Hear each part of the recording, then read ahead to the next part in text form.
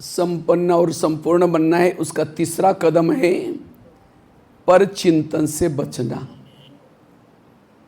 पर चिंतन से मुक्त। अगर ज्ञान में चलते हैं, योग करते हैं, मुरली सुनते हैं, तो भी एक दूसरे के दोष देखते, अवगुण देखते, आप संपन्न नहीं बन सकेंगे, संपूर्ण नहीं बन सकेंगे। ये बाबा ने जो कर्मों का ज्ञान, ड्रामा का ज्ञान, हर एक का पाठ अपना अपना, ये सारा क्यों बताया? इससे हमारा मन को सोचने की कोई आवश्यकता नहीं है।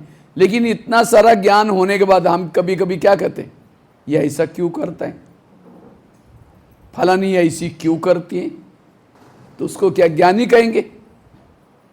ज्ञानी कहेंगे या अज्ञानी कहेंगे? जब ड्रामा में हर एक का पार्ट है वो ऐसे ही करेगा। कई माताएं कहते हैं मेरा पति सुनता ही नहीं।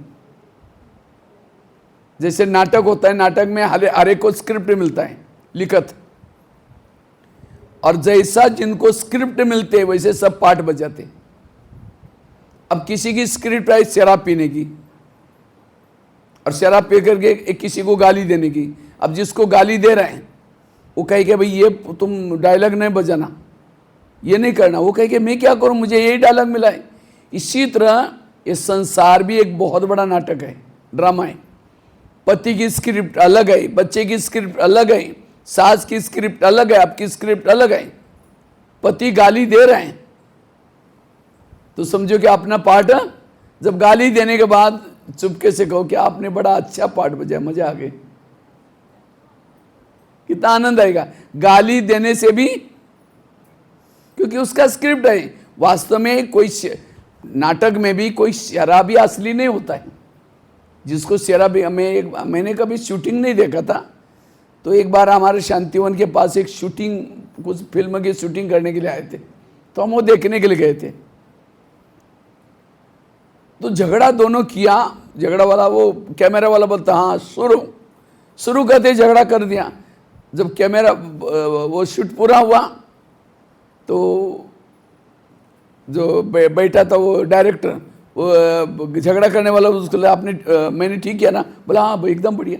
अब झगड़ा कर रहे तो भी क्या बोल रहे हैं, बढ़िया। और फिर दोनों भी मिल करके खाना खा रहे हैं। अरे हमने कहा अभी तो आप झगड़ा किया था भाई जी, वो नाटक में किया था हमने, ऐसे झगड़ा नहीं है।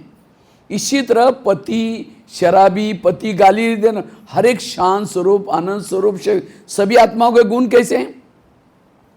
शांत स्वरूप, आनंद स्वरूप। फिर भी हम कहते हैं क्यों करता है? वर्तमान के उसके रूपों को नहीं देखो, भविष्य का उसका रूप देखो, तब ये नाटक में बड़ा आनंद आएगा। जिस दिन पति ने गाली दी, योग में बैठोगे एक बाबा को, बाबा आज अपने बहुत अच्छा भगत भेजा था, बहुत अच्छा फूल डाल के गए, आपका बहुत बहुत धन्यवाद। पर चिंतन से बचो, क्योंकि जो ये परचिंतन करता है, ये क्यों करता है, क्या करता है, उसका ज्ञान का चिंतन नहीं चल सकता। पर चिंतन करने वालों का ज्ञान का चिंतन नहीं चलेगा। उसके दिमाग में सरस्वती नहीं बैठेगी। सरस्वती कहां बैठी है? स्कूलों में सरस्वती को कहां बिठाते? हंस के ऊपर बैठती थी, हंस के ऊपर। आप में से कोई छोटी सी बच्ची या बच्ची आई होगी, वो एक तालाब में हंस तैर रहा है, उसके ऊपर बिठा दो तो क्या हो जाएगा? डूब जाएगी। और वो तैरेगा बेचारा कैसा वो? अब सरस्वती माँ तो कितनी बड़ी है, अब कोई हंस के ऊपर बिठा तो डूब जाएंगे। तो ये चित्र करता है, ज्ञान उसके दिमाग में बैठता है जो हंस है। हंस अर्थात अंदर बाहर स्वच्छ। अब पीछे से कोई किसी की बुराई करेंगे, कोई बहन सामने नहीं, भाई सामने नहीं, फलानी ऐसी है, वो ऐसी है, अचानक आए तो क्या कहेंगे? ओम शांति। अभी हम आपको याद करे थे, मुख में राम बगल में, उसके दिमाग में ज्ञान नहीं बैठेगा। आज कई कहते हमको मुरली याद ही नहीं रहती, मुरली याद ही नहीं रहती। मुरली क्यों याद नहीं रहती? पर चिंतन करने की आदत है। पर चिंतन करने वालों को मुरली याद। अब जिसको मुरली ही याद नहीं, स्लोगन याद नहीं, वरदान याद नहीं, मीठे बच्चे वाला याद नहीं, उसके चेहरे में खुशी कैसी होगी? इसीलिए ज्ञान में चलने के बाद भी चेहरे मरे पड़े हुए, नारा, कोई रौनक ही नहीं है, क्योंकि अंदर चिंतन नहीं चल रहे हैं। बुद्धि को ताला लगा हुआ है, गोदरेज का ताला लगा हुआ है।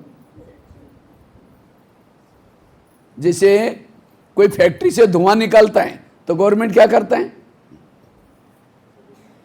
हाँ, अगर पोल्यूशन निकलेगा तो गवर्नमेंट देखेगा तो पोल्यूशन कर रहे हैं, तो उस फैक्ट्री को क्या करेगा? बंद कर देगा। इसी तरह अगर हम भी परचिंतन करेंगे, बाबा ऊपर से देखेगा ये उड़ीसा की कौन सी फैक्ट्री से धुआं निकल रहा है, बेलपाड़ से, उसके बुद्धि का ताला। मुश्किल से 63 जन्मों में मंदिर में जाते थे, हे भगवान मेरा ताला खोलो, हे भगवान मेरा ताला खोलो। अब बाबा ने ताला तो खोल दिया, फिर परचिंतन का धुआं निकालेंगे तो बाबा दोबारा ताला बंद कर देंगे। अब जब बुद्धि का परचिंतन करके बुद्धि का ताला बंद हो जाएगा, न परमधाम दिखाई पड़ेगा, न परमात्मा दिखाई पड़ेगा। योग में बैठेंगे, मन भी भटकेगा, बुद्धि भी भटकेगी। योग लगाने के लिए मन चाहिए हल्का, नोट करना इसको, मन हल्का चाहिए, बुद्धि सोच चाहिए। पर चिंतन करेंगे मन भारी होगा। एक लोहे का मन लो और ऊपर फेंको उसको।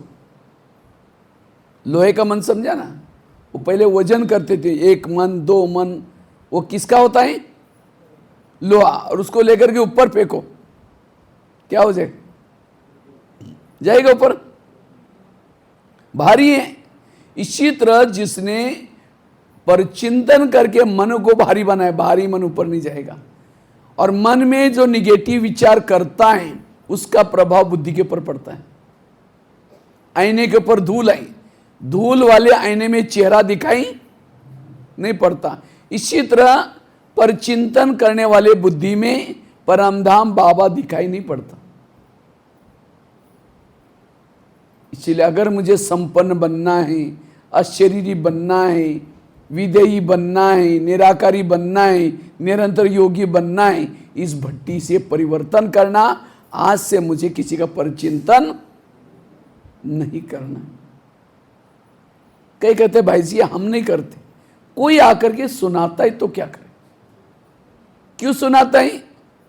हम सिर हिलाते, अच्छा और क्या हुआ, और क्या हुआ?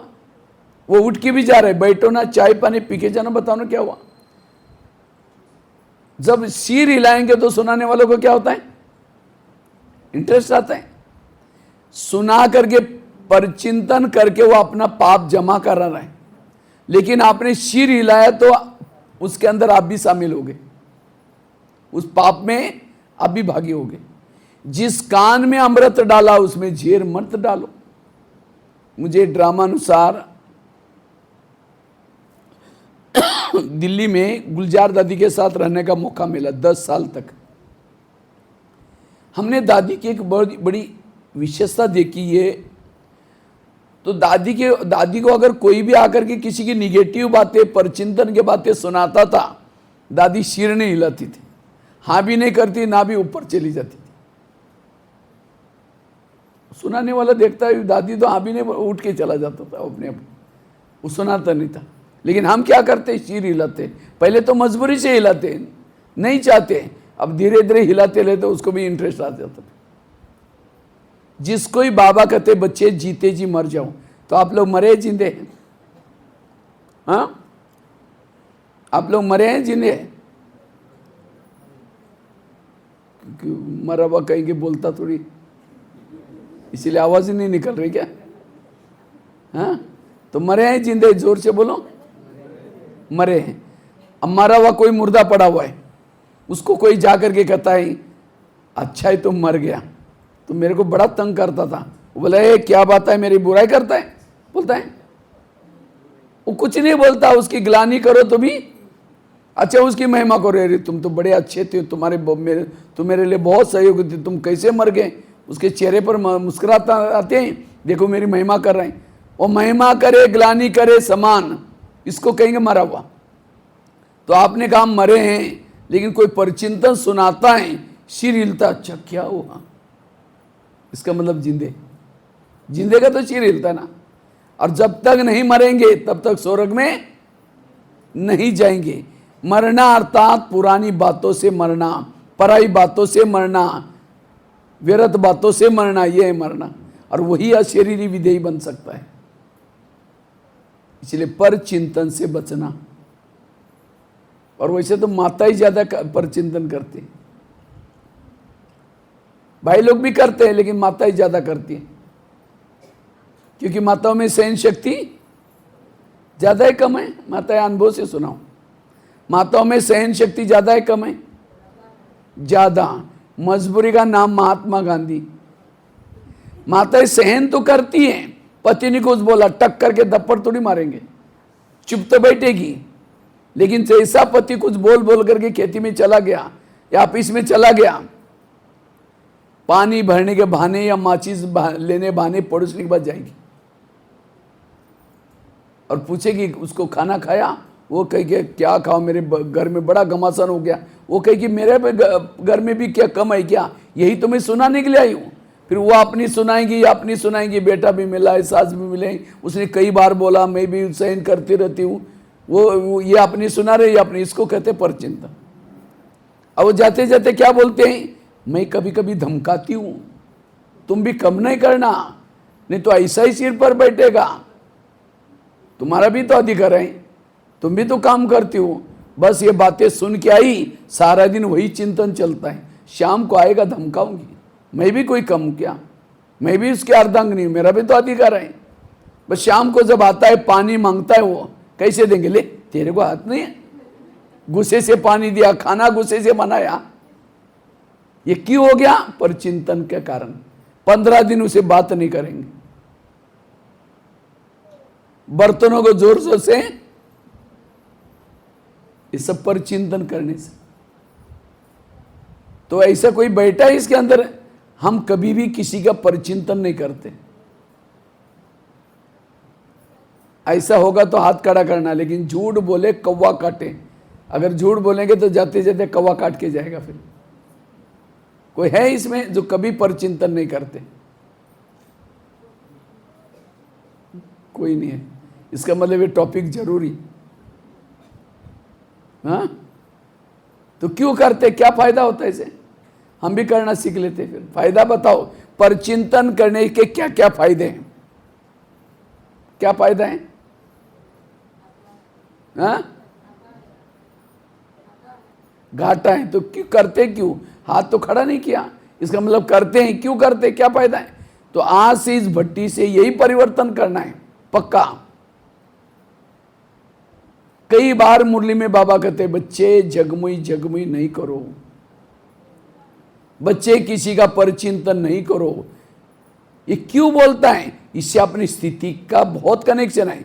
जो परिचिंतन करता है, बाबा उसको प्यार, योग में बैठेंगे, योग क्यों नहीं लगता? क्योंकि सारा दिन परिचिंतन किया है, कहां योग लगेगा? अगर किसी के घर में जाओ, उनके बच्चे भी बैठे, बाप भी बैठा है, बच्चों को कहेंगे बच्चा ठीक नहीं, नालायक है, ऐसा है वैसा है, और बाप को कहेंगे आप बहुत अच्छे, आप कितने अच्छे। बाप कहेंगे तुम पहले यहां से भाग जाओ, तुमने मेरे बच्चों की गिलानी की, तुम मेरे को अच्छा बोलता है। हर मम्मी पापा को अपने बच्चे क्या होते हैं? बच्चा लोला हो, लंगड़ा हो, आंधा हो, कैसा हो, मम्मी पापा को प्यारा होता है। इसी तरह इस संसार के सारे लोग किसके बच्चे हैं? बाबा के बच्चे हैं। चाहे बहन हो, भाई हो, बीके नॉन बीके, सारे बाबा के बच्चे। लेकिन सारा दिन कहेंगे मेरी भाभी ठीक नहीं, मेरा भैया ऐसा है। फिर ज्ञान में चलने वाले को भी बहन ऐसी है, भाई ऐसा है। पर चिंतन करेंगे और शाम को योग में बैठेंगे, मीठे बाबा, प्यारे बाबा, शांति के सागर, दया के सागर। बाबा कहेगा मैं भूल गया, मुझे याद दिला रहे, पहले तुम ऐसे भाग जाओ, तुमने मेरे बच्चों की गिलानी की, तुम मेरे को अच्छा। पर चिंतन करने वालों को बाबा प्यार। फिर कई कहते योग में बैठते बाबा प्यार ही नहीं करता। क्यों नहीं करता? मैंने किसी का परचिंतन किया। यह समय परचिंतन करने का नहीं है। सिर के ऊपर विनाश खड़ा है, कहते ना, एक यात्री था, यात्रा करने के लिए जा रहा था। यात्रा करने के लिए जा रहा था, उसकी यात्रा जंगल से, शुरू में तो बहुत अच्छा यात्रा हुई, लेकिन लास्ट में यात्रा उसकी जंगल से शुरू हो गई।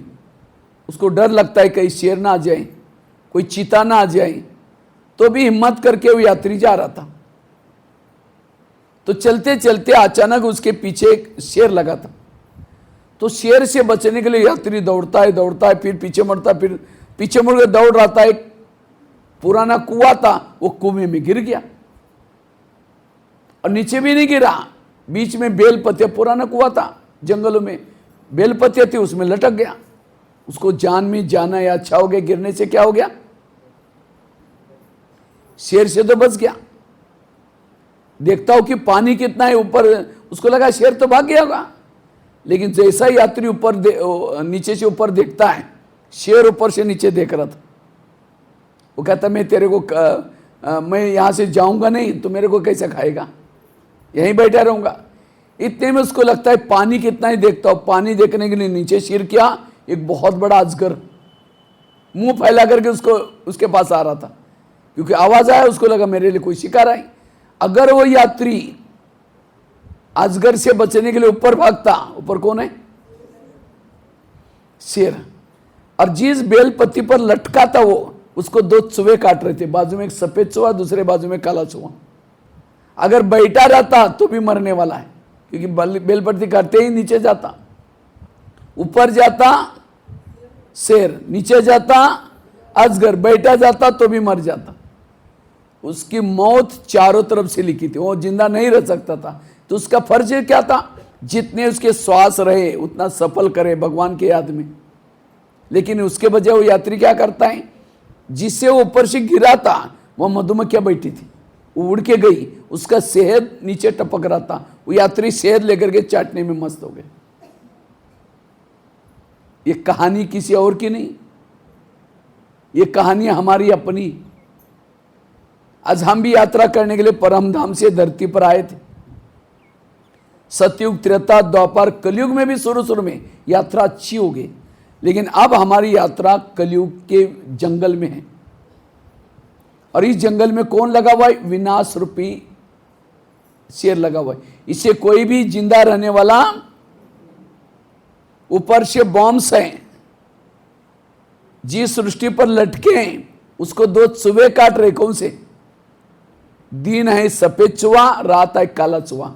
आजकल दिन आ रहा, रात कब बीत जाता पता नहीं चलता, लगता है 5 घंटे में दिन रात चली जाती। पहले जमाने में एक एक दिन बहुत लंबा लगता था, 6 महीने जैसा, लेकिन आजकल बिल्कुल, कई बार हम कहते हम बड़े हो गए, बड़े नहीं हो गए, हम दिन प्रतिदिन मौत के नजदीक जा रहे हैं।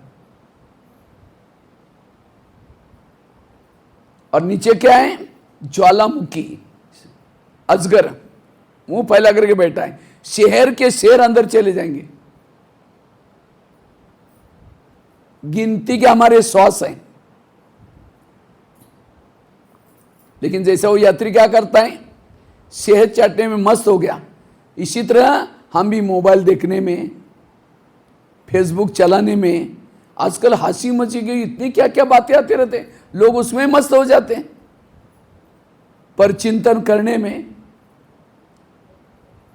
कई तो बैंक बैलेंस रखने में, इसके लिए टाइम वेस्ट नहीं करो। इसलिए एक एक पल सफल करना है, पर चिंतन से बचना। पर चिंतन करने से वायुमंडल खराब हो जाता है। एक होता है कोयला का व्यापारी, दूसरा होता है, यहां भी शायद कोयले वगैरह निकलते हैं ना, एक होता है कोयले का व्यापारी, दूसरा होता है हीरे के व्यापारी। तो आपको कौन सा व्यापारी बनना है, हाँ, हीरे के। कोयला के व्यापारी कहाँ रहता है, झोपड़ियों में, हाथ भी काला, मुंह भी काला, कपड़े भी काले, जिसको बेचे वो भी काला। और हीरे के व्यापारी महलों में रहता है, पॉश रहता है, एक हीरा बेचो कई दिनों तक खाता रहता है। जो परिचिंतन करता वो कोयले के व्यापारी, वो खुद तो बिगड़ा है, टाइम वेस्ट कर रहा है, दूसरे का भी टाइम बर्बाद कर रहा है, उसका भी बोझ ले रहा है। और किसी को ज्ञान रत्न बांटना, ज्ञान की चर्चा करना, ये है हीरे के वेपन। और हीरे भी कोयले के खाने में क्या होते हैं? हीरे की अलग सी खानियां नहीं होती। कोयले, आज आपके अंदर दुर्गुण है, जिसके अंदर के तो आप दुर्गुण खरीद कर रहे हो, उस व्यक्ति के अंदर कुछ अच्छे भी तो छिपे हैं, गुण भी तो हैं। अगर आपको व्यापारी बनना है, हर एक के अंदर अच्छाई देखो, गुण देखो, किसी के दोष ना देखो।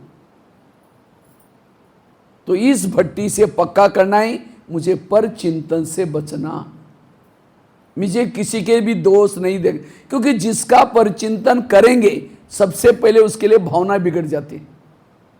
और भावना और योग, इसका बहुत गहरा कनेक्शन है। जितना सेंटर के लिए भावना, बहनों के लिए भावना, मधुवन के लिए भावना, उतना योग ऊंचा।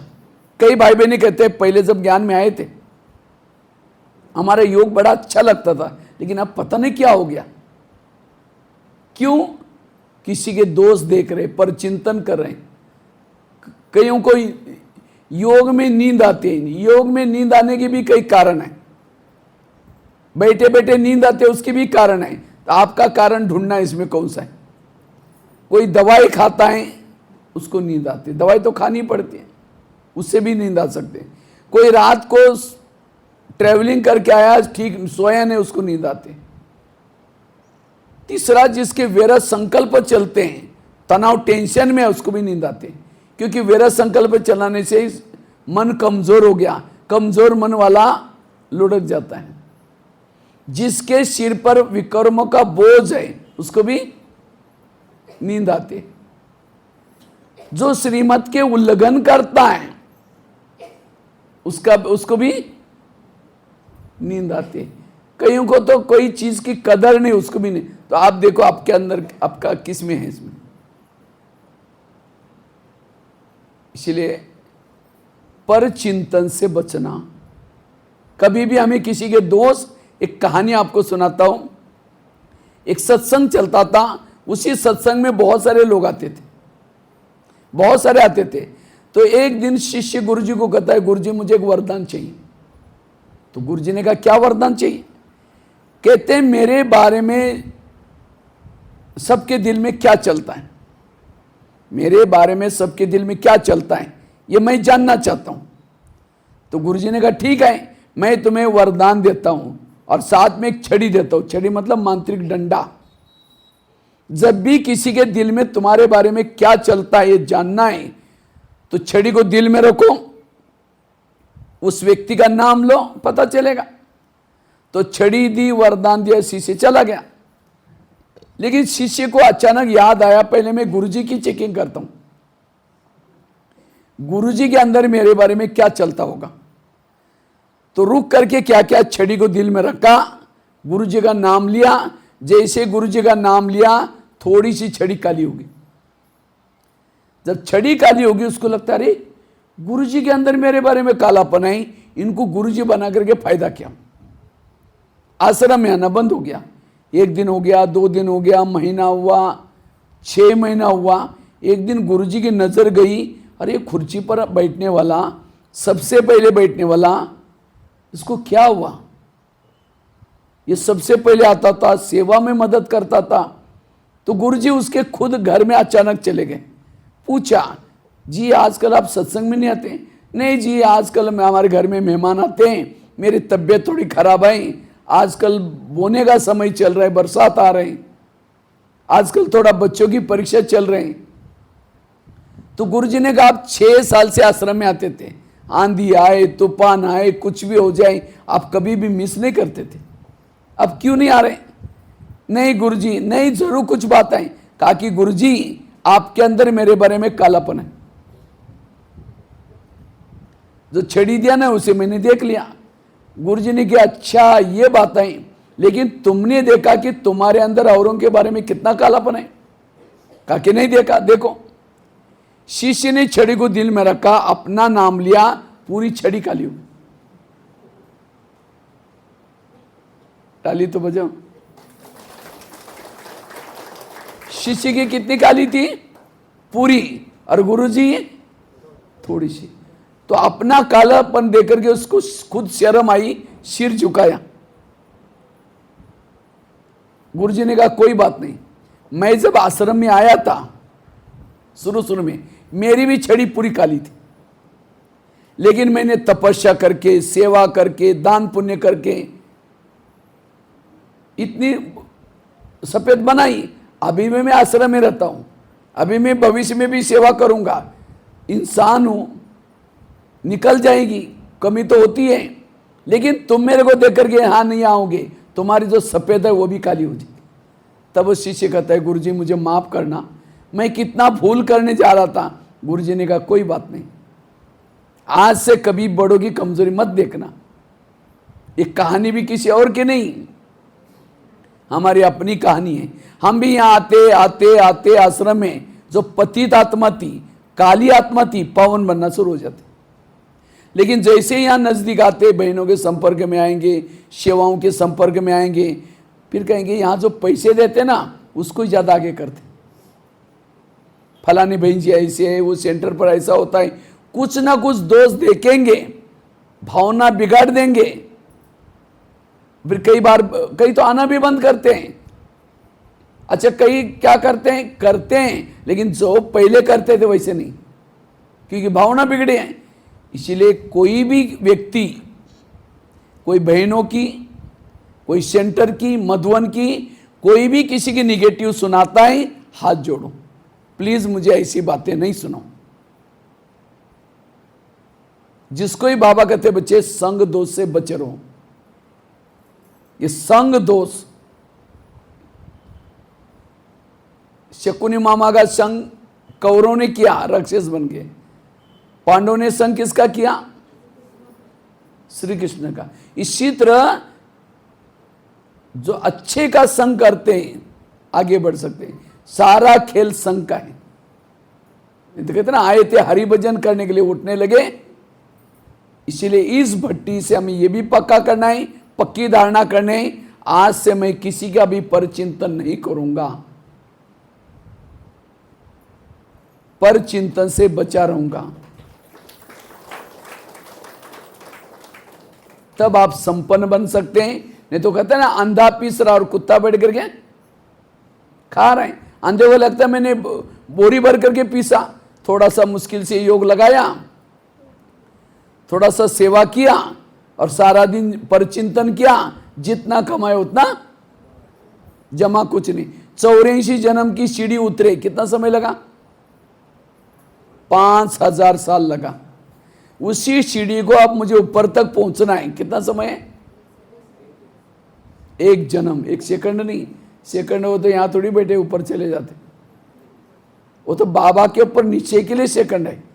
सीढ़ी ऊपर चढ़ने के लिए एक जन्म, और एक जन्म भी सबको नहीं है। आप थोड़ी शुरू से लगेगी यज्ञ में आए, कोई तो अभी अभी कल परसों आया, कोई तो 6 महीने से, कोई 6 साल से है। माना उसके लिए तो इतना समय मिलेगा। थोड़ा सा योग लगाए, सीढ़ी ऊपर चढ़ गए, थोड़ा सेवा की, सीढ़ी ऊपर चढ़ गए। पर चिंतन क्या, जितनी सीढ़ी चढ़ी थी उतना यही करते रहेंगे, चढ़ते रहेंगे, उतरते रहेंगे। विनाश हो गया, जहां तक पहुंचे वहीं तक उसी युग में आएंगे, सतयुग में ऊपर नहीं जाएंगे। इसलिए पर चिंतन के ऊपर अटेंशन। हाँ, हम रेस के घोड़े हैं, रेस के घोड़ों को ऐसे बांधते हैं, इधर उधर नहीं देखते, सीधा देखते हैं। जो दौड़ रहे उसको देखो, कोई गिरा हुआ उसको नहीं देखना। इसलिए पर चिंतन से बचना। पर चिंतन करने से खुद का गला कट जाएगा। आकाश में थूकेंगे, थूका कहां आएगा? अपने सिर पर आएगा। पर चिंतन करने से आपका अनमोल समय चला गया, वायुमंडल खराब किया। एक मुरली में मैं एक कई लाइन पढ़ रहा था, बाबा ने कहा बच्चे जब परचिंतन करते हैं, झगमई झगमई करते हैं, तो मैं ऊपर अव्यक्त वतन में बैठा हूं, नीचे से वो काला धुआं आता है और मेरे आंखों में चुभ जाता है, मेरी तपस्या भंग हो जाते हैं। मैं देखता हूं कौन है जो नीचे ऐसा वायुमंडल फैला रहा है। बाबा ने इस मुरली में कहा, अगर मुझे परमिशन होती जाकर उस बच्चे का मुंह बंद कर लेता। तो ये क्या परचिंतन कर रहे हैं? क्योंकि बाबा क्या बना रहे हैं? वायुमंडल, क्योंकि देवता आने के लिए वायुमंडल को शुद्ध करना है, और हम वायुमंडल बनाने वाले ही दूषित करेंगे तो ये भी बहुत बड़ी सेवा है। और जो बच्चे ज्ञान योग करते हैं, वायुमंडल बनाते हैं, बाबा ने कहा नीचे से खुशबू आती है, मैं ऊपर डांस करता, वाह बच्चा करके, तो धुआं फैलाना है, अच्छा वाइब्रेशन फैलाना है। इसलिए पर चिंतन से बचना। पर चिंतन वाला कर्म योगी नहीं बन सकता, बैठ करके भी योग नहीं लगा सकता। पर चिंतन करने वाला सुख शांति का अनुभव नहीं कर सकता। एक शिष्य था, भगवान के पास गया और भगवान को कहता है, भगवान मैं जीवन में आगे बढ़ना चाहता हूं, मैं अपनी उन्नति करना चाहता हूं। भगवान ने कहा ठीक है, मैं तुम्हें वरदान देता हूं, तुम आगे बढ़ो, उन्नति करो, लेकिन साथ में 2 थैले देता हूं। एक थैले को तुम पीठ के पीछे रखना और दूसरे थैले को आगे रखना। भगवान ने कहा जो पीठ के पीछे थैला है उसके अंदर तुम्हारे आस पास पड़ोस में मित्र संबंधी में जो भी बुराई है, उन सभी बुराई की चिटकियां बना करके मैंने डाली पीछे वाले थैले में। उस थैले को बांध करके पीछे रखना, देखना नहीं, सोचना नहीं। और भगवान ने कहा आगे वाला जो थैला है उसके अंदर तुम्हारे अंदर जो बुराई है, दोष है, उसकी चिटकियां बना करके मैंने डाली। भगवान ने कहा उस थैले को खुला रखना, जब भी तुमको फुर्सत मिले, समय मिले, वो थैले में हाथ डालना, निकलना और मेरे अंदर क्या है बुराइयां उसको परिवर्तन करना, तुम्हें सुख शांति सब मिलेगा, जाओ, मेरा वरदान है। लेकिन थैले का ध्यान रखना। वो शिष्य कहता है भगवान मैं ऐसा ही करूंगा जैसे आपने कहा, क्योंकि मुझे सुख शांति चाहिए, मैं आगे बढ़ना चाहता हूं। थैले लेके गया। कुछ साल के बाद वो व्यक्ति क्या करता है, शिष्य पीछे का थैला आगे किया, दूसरे के बुराई को क्या किया, आगे किया, खोल दिया, हाथ डालता है, अच्छा फलाना ऐसा है, मुझे तो पता ही नहीं। दूसरों को भी बुला करके बोलता है भाई उसे सावधान रहना, फलाना ऐसे मैंने देख लिया, सबको वर्णन करके सबको सुनाता है। और उसने अपनी बुराई को क्या किया, अगर कोई लोग बोलते भी तुम ये नहीं मैं ऐसा अच्छा हूं, उसके कारण ऐसा हो रहा है, अपनी बुराई को पीछे। दुखी हो गया, अशांत हो गया, फिर भगवान के पास गया, कहता है भगवान मुझे सुख मिला ही नहीं, मुझे शांति मिली नहीं। भगवान ने कहा अच्छा तुमको जो मैंने थैले थे उसको कहाँ रखा, कहता है भगवान मेरे से भूल हो गई, कई बार मैंने पीछे का थैला आगे किया था, ये मेरे से भूल हो गई। भगवान ने कहा यही तुम्हारे दुखों का कारण है। ये कहानी भी किसी और की नहीं, आज हम भी यहां आते किसी लिए आते हैं, थोड़ा सुख मिल जाए, शांति मिल जाए, तो बाबा में हमें वरदान देता है, साथ में 2 थैले देता है, दूसरे की बुराई को पीछे मतलब देखते हुए किसी को साक्षी होकर के रहो, पीछे रखो, और अपनी बुराई को बार बार देखो कि मेरे अंदर क्या क्या दोष है, परिवर्तन करो। लेकिन हम बाहर जाकर के क्या करते हैं, अपनी बुराई को पीछे करेंगे और दूसरे की बुराई को। इसलिए इस भट्टी से ये परिवर्तन करना है, पर चिंतन से बचना। जो परचिंतन करता है वो अवस्था को बिगाड़ता है। एक प्रकार का ये ब्रेकर है परचिंतन। परचिंतन से मुक्त होकर के श्रीमत का पालन करो। आप लोग कितना % श्रीमत का पालन करते होंगे, बेलपाड़ वाले बताओ कितना %? श्रीमत तो पता है ना, अमृत वाला रोज उठना, रोज की मुरली सुनना, पवित्रता को धारण करना, शुद्ध भोजन खाना, नियम पता है ना सबको। इस नियमों को आप कितना % फॉलो करते होंगे, हर एक का अपना अपना है होगा। तो 2-4 जन बताओ, पता चलेगा, पूरा क्लास का ही पता चलेगा। बताओ भाई लोग, कितना करते हैं? कोई बोल ही नहीं रहा, क्या बात है, अपने पर विश्वास ही नहीं। कितना करते हैं? माताएं पीछे वाली बोलो।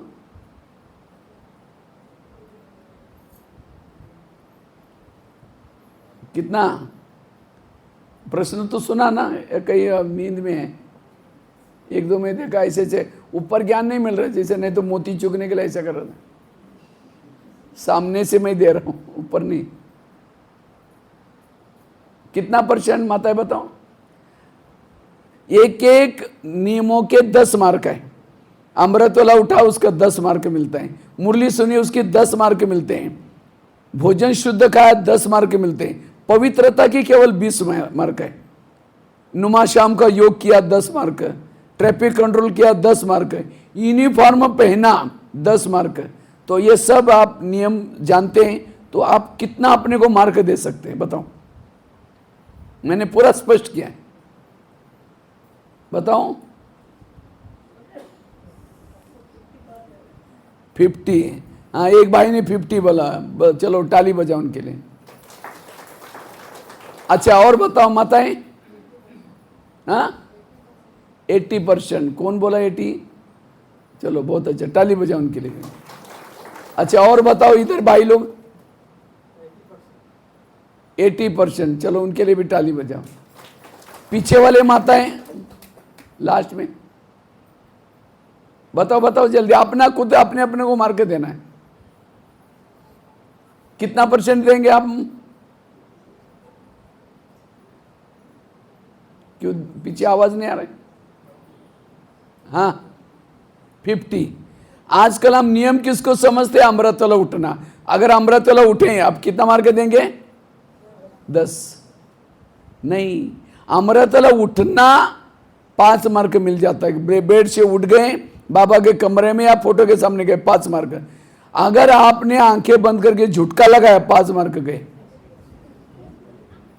झुटका भी नहीं लगाया, लेकिन मन बुद्धि परमधाम में प्रॉपर नहीं गई, 2.5 मार्क गया। केवल उसको उठे थे, पुरुषार्थ किया था, 5 मार्क मिले। मुरली सुनी तो आप कितने मार्क देंगे? 10। लेकिन नहीं, मुरली के पहले आधा घंटा योग किया, 5 मार्क मिल गए। नहीं मिला किया, 5 मार्क गए, केवल 5। और 5 में भी सुनी मुरली, उस प्रमाण चले ही नहीं, केवल सुनी, केवल आपको उसके भी 4 मार्क गए। धारण करने के 4 मार्क है, मुरली सुनने का केवल 1 ही मार्क है। कितना? और हमने कितना दिया? 10। 1 ही मिला है। ये है ज्ञान की गहराई। संडे की थी ना, संपूर्ण पवित्रता, ब्रह्मचारी।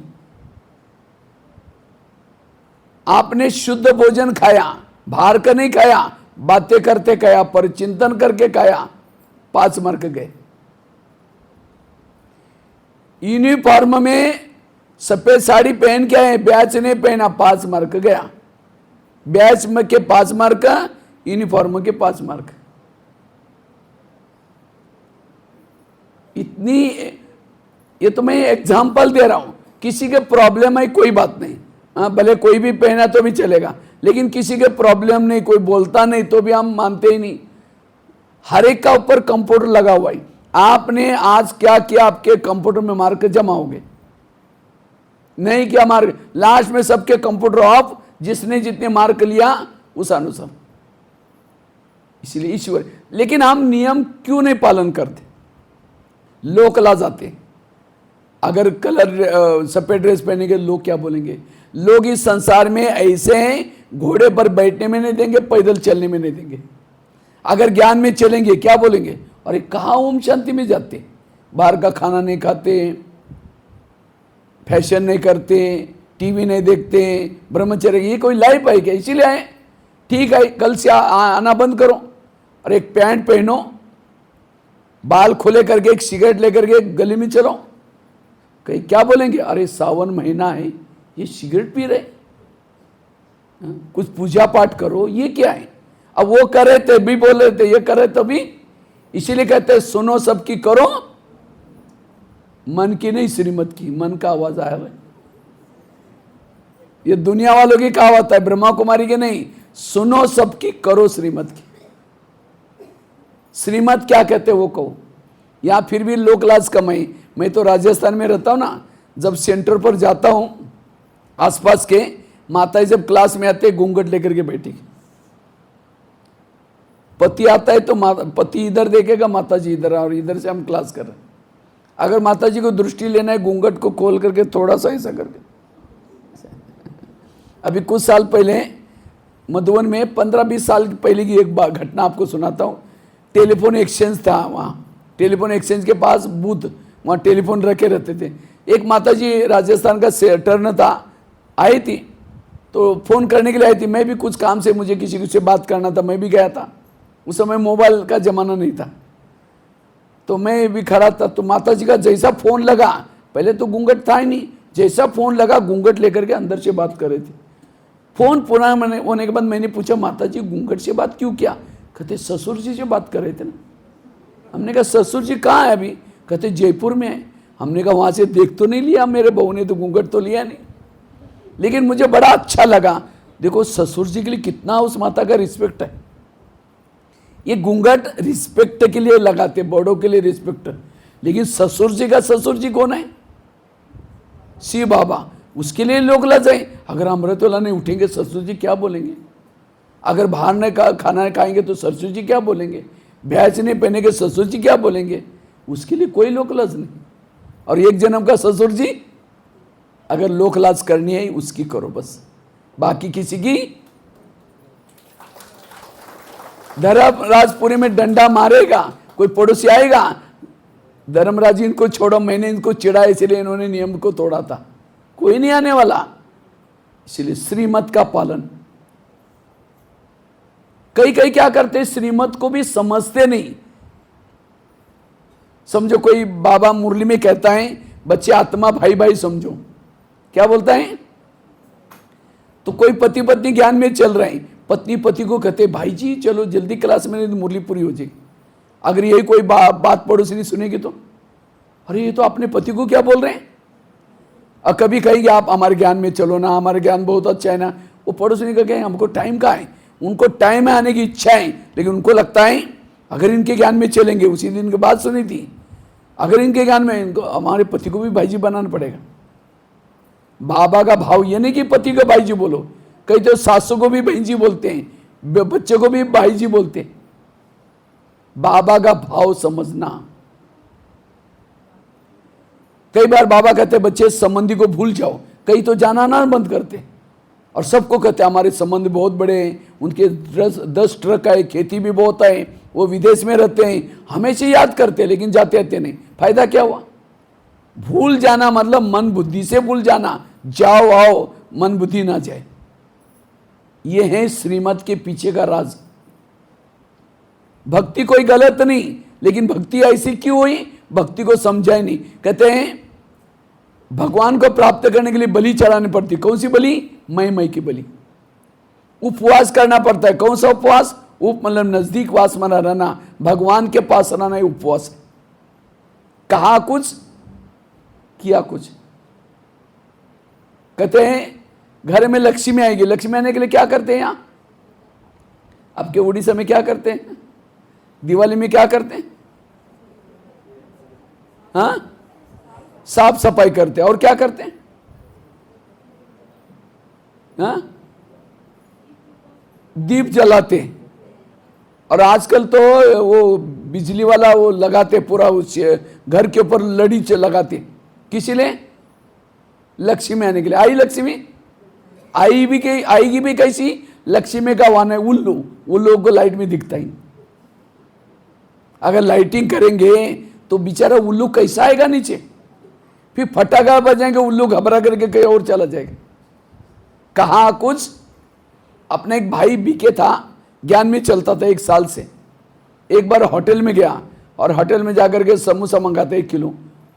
तो 1 किलो समोसा मंगाता है और मैदा, समोसा से जानते हैं ना, सिंगाड़ा भी बोलते हैं, मैदे का छिलका फेंकता है, मसाला खाता है। तो मैनेजर ने बोला तो मैदा पसंद नहीं करता? कहता पसंद तो करता हूँ, लेकिन आजकल मैं ब्रह्मा कुमारी आश्रम में जाता हूँ। उन्होंने कहा कि बाहर का नहीं खाना, इसलिए बाहर का निकाल करके अंदर का खा रहा हूँ। बाहर का न खाना मतलब दूसरे का हाथ का बना हुआ न खाना। इसलिए होटल पर बोर्ड लिखा है क्या, होटल, हो सके तो यहां से टल। सिनेमा, इसलिए कहा कुछ, इसलिए श्रीमत को यथार्थ समझना, श्रीमत प्रमाण चलना। जितना श्रीमत प्रमाण चलेंगे बाबा का प्यार मिलेगा, संपन्न बनेंगे। सीता कमजोर क्यों बनी, श्रीमत में मन मत मिक्स किया। ये साधु हैं, अगर इसको भिक्षा नहीं देंगे तो क्या हो जाएगा, नाराज हो जाएगा, श्राप देगा। श्रीमत में क्या मिलाया और इसीलिए बाहर आए, उठा के लेके गया। तो हम भी क्या कहते हैं, अगर इनको इनका खाना नहीं खाएंगे तो नाराज हो जाएगा, श्राप देगा, दुखी हो जाएंगे।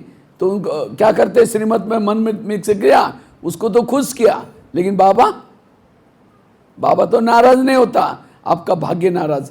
इसलिए श्रीमत का पालन करना, पर चिंतन से बचना, तब संपन्न बनेंगे। ठीक है, ओम शांति।